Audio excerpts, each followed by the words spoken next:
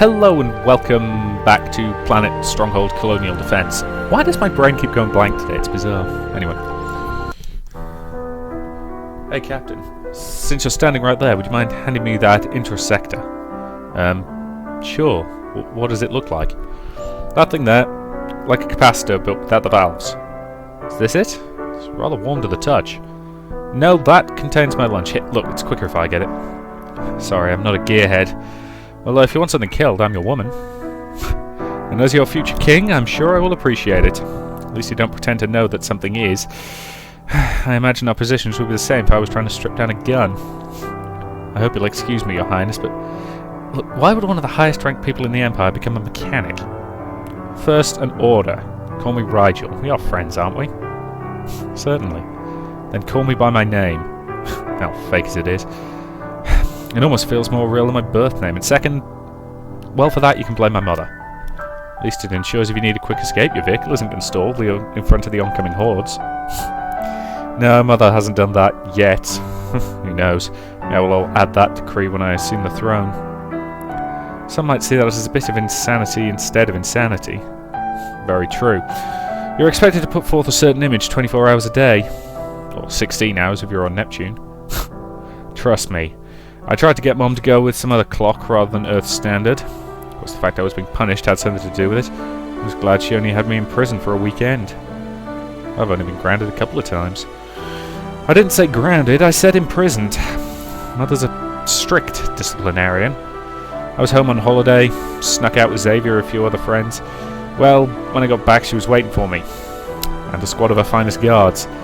She had me thrown in a prison cell for 2 days as a result. Sheesh, and I thought my father was unreasonable at times. When he caught me sneaking into the window, he cut my curfew down to 10 PM on weekends.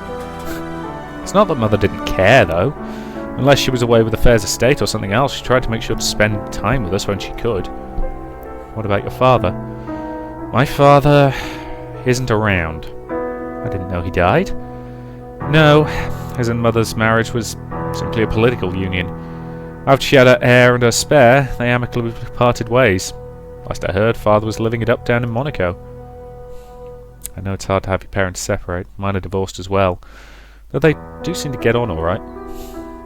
However, his lifestyle is why I studied mechanics. Your mother wanted you to do something more with your life. Exactly. As she put it, her children weren't going to be wastrels all their lives, so I became a mechanic. My sister, believe it or not, became a ranch hand down in Argentina, working on a farm Lola's family owns. I think when I have children, I'll try to go easier on them. I mean, I don't think your mother went a bit overboard. Yeah, I think throwing you in a prison cell was a bit much. Definitely. She sounds like a micromanager to the nth degree. Understandable considering how much scrutiny her life is under. So, a misery loves company sort of thing. Well, it's a good thing I care for her. I'd hate it if I led a revolt and the history book said it was because I was punished for sneaking out. Well, Captain, that should do it for this hovercar. Now I just need to wash and wax it to be done. Lucius? As you enter the garden, you see Charlotte and Rigel sitting on a nearby bench, while Lucius stands, his hand extended skywards, as if entreating the sun. If beauty were time, you'd be eternity. I've certainly heard worse, but it would work better if you said it to someone more attracted to males. Qualifier noted, Charlotte. I'm glad to confirm some human attraction indeed is based on gender preference. Who's next? Oh, Rigel. What's up, Lucius? Lucius changes his position and looks deep into Rigel's eyes, and for a moment Rigel is quiet, transfixed by the robot's intense gaze. My attraction for you is like diarrhea. I can't hold it in. Rigel's face twists in a fierce scowl, the moment broken with Lucius's declaration. What the hell, man? Look, if you were trying to ask me out, mission failed, and in the worst possible way. Okay, comparing love to biological functions isn't recommended either. Not for this person. I don't mind getting a little dirty, but that... Lucius, what are you doing? From the look of things, it appears human resources are going to have major complaints. It is a simple experiment, Captain. After analysing various human media, I wish to see if I could use it to help develop my interpersonal skills. Not to mention, would Lucius be covered by them? I mean, he is human-shaped, true, but in a biological sense, he's far from it. What is unfair is an alien has greater chance for acceptance than a robot. However, Captain, in layman's terms, Lucius is trying to ask someone out by using pickup lines. Indeed, and it appears my efforts are causing more distress than interest. Pickup lines are among the worst ways. Best it might get a chuckle, but most people will be turned off by it. This is confusing. There are just too many variables to keep track of. Welcome to the world of dating. I know I've had as much luck pulling someone's name out of a hat as opposed to going on a dating site. You know, Lucius, if there is someone that you find particularly intriguing, you could try to find common interests and go from there. So if I wore a female-shaped shell instead of male, would you have gone out with me? Maybe. Although for as long as I've known you, I've seen you as male. Don't suppose I could forget that. Though that may be due to your voice. Interesting. From the day I was created, I was essentially genderless. A bunch of code in a box. Once given this shell, though. Would that have something to do with your programming? Indeed. Mira's algorithms allowed for independent growth and decision-making, and people reacted better if I responded to him as opposed to it. Well, it's hard to think of a human-shaped entity as an it. Of course, people are fond of personalising things as well. Indeed, almost every hypercar my brother had he thinks of as a her. Just look at the number of spaceships bearing human names as well. So there is a chance my search will bear fruit. Good. Yes, but I don't think bad pickup lines are the way to go. I mean, would you like it if you said... Oh, this is a terrible pun. Sorry. I mean, would you like it if I said you make my interface GUI? Ah, a play on GUI, General User Interface. Although redundant as interface is repeated twice. If you're interested in someone, it's obvious they aren't out with somebody else. Talk to them. The worst they can do is say no. In that case, you're in no worse a position than when you started. And if you're lucky, they'll say yes. Sorry, just readjusting my headset. I still think it is too haphazard. One shouldn't leave matters of affection to sheer random chance. Well, though some may deny it, biology does have a lot to do with it.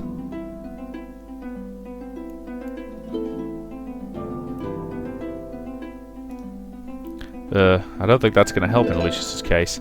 So maybe repetition and practice is the way for him to go. It appears so. So, Captain, would you like to participate in an experiment of attraction? Are you asking for my help? Affirmative. I know there are many individuals in this colony, but I don't feel comfortable asking for their assistance. However, I know you to be trustworthy and would help me assimilate better. Damn. Pet Mira would have loved to see this interaction. And why shall I not alert her to this development? Not all my personal needs have to be available for Mira's scientific observation, assuming the captain says yes. Yeah, sorry, but, yeah. Sorry, Lucius, but I'm going to decline your invitation. I'm just not into robots. That's quite alright, Captain. You are hardly the first person to give a negative answer. Really? How many have said no?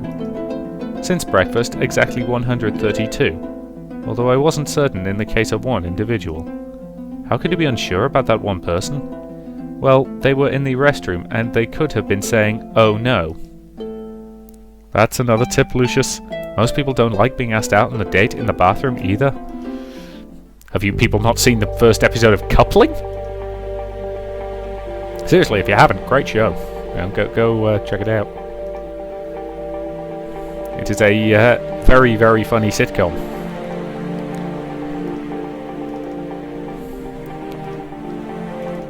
Get my sharpshooters back in there where they belong. Did I just put recruit cards in? I don't need recruit cards, they're just not terribly useful. Spike-Dying Vines, Battle Rounds, and I've still got 3 cards left, so let's get some recruiters. And screw it, put an automated repair drone in there. Okay, we're out of side missions, so on with the main story. Mission 13. Sometime later. Galenia calling Colony 01. Come in, Colony 01. If someone is receiving this, put me in touch with the acting captain. I'm here, Galenia. You might want to quiet down, it'll drive away the game. How's the hunt? Not too bad. Though Raimi's having better luck than me. He's already bagged 2 Hawkus.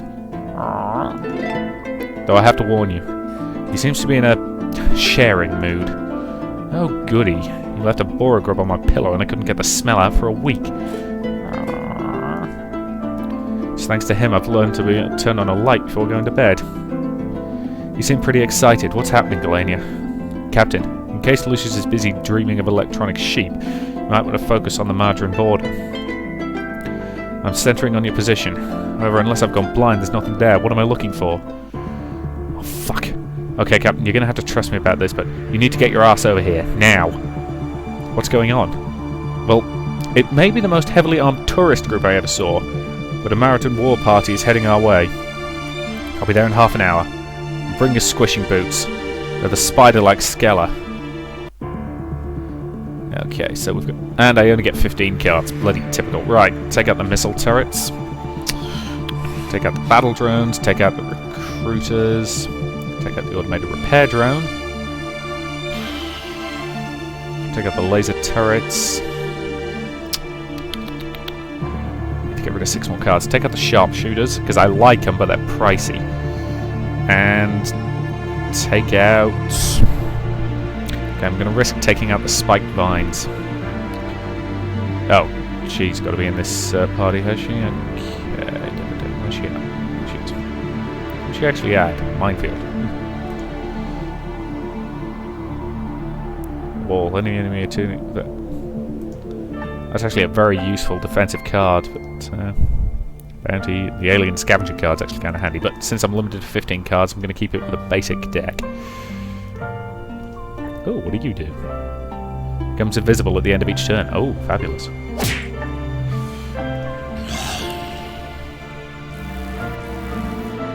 Yeah, they deploy a force field.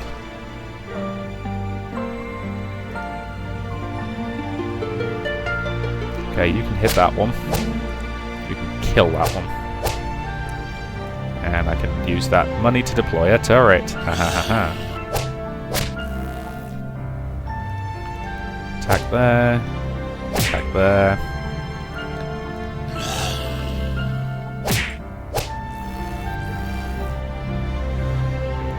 Okay, get more regular infantry in. Okay. Hit there. Kill there. Lost that, which is annoying, but it lets me put a flamethrower turret in, which is very powerful. Though admittedly, against those guys, turrets are basically worthless. Because while it knocks their shield down, it doesn't do enough to take them out. Actually, I could hit... That would work. Okay. Okay, so assault infantry. Regular infantry, please hit that guy. Enemy hit there. Assault infantry hit there. So he attacks and takes damage. On death, put 3 Hawku charges into play. Yikes. Doesn't matter, because victory is mine, but that could have been messy. Care to explain your actions, or do I need to force it out of you? Well, I would think an invasion should be self-explanatory. Nice to see someone refreshingly upfront for once. I thought we had an understanding. Why the sudden change? You know why. The cries of the Paladrain young rebound into the soul of every Madran, even now. It was tragic, and if I could have stopped it, I would. I've tried to make up for it, but... Yes, and I'm sure that allows you to sleep at night.